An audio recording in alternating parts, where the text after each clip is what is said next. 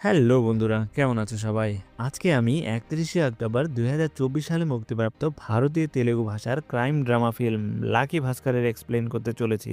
একজন সাধারণ ব্যাংক কর্মকর্তা কিভাবে তার মেধাকে কাজে লাগিয়ে কোটিপতিতে পরিণত হয়েছিল এই সিনেমাটিতে সেটি দেখানো হয়েছে। সিনেমাটিতে অভিনয় করেছেন দুলকার সালমান এবং মীনাক্ষী চৌধুরী। সিনেমাটির নির্মাণ ব্যয় ছিল ১০০ কোটি টাকা। এখন পর্যন্ত সিনেমাটি আয় করেছে প্রায় ১২ কোটি টাকা। সিনেমাটি শুরু হয় ১৯৯২ সালে বোম্বে শহরে, যেখানে আমরা এই সিনেমার প্রধান চরিত্র ভাস্কর কুমারকে জগিং করতে দেখতে পাই। তখন ভাস্কর কুমার বলতে থাকে, সমুদ্রের শান্ততা মানুষের মধ্যে খুব কমই দেখা যায়, তারা শুধু দৌড়াতেই থাকে কারণ টাকা। এই শহরে অর্থ উপার্জন করার অনেক উপায় আছে, চাকরি, ব্যবসা, রাজনীতি, দালালি, ফিল্ম, সেটেলমেন্ট আরও অনেক। কিন্তু এই সব পথে দালাল রাস্তায় নিয়ে যায়।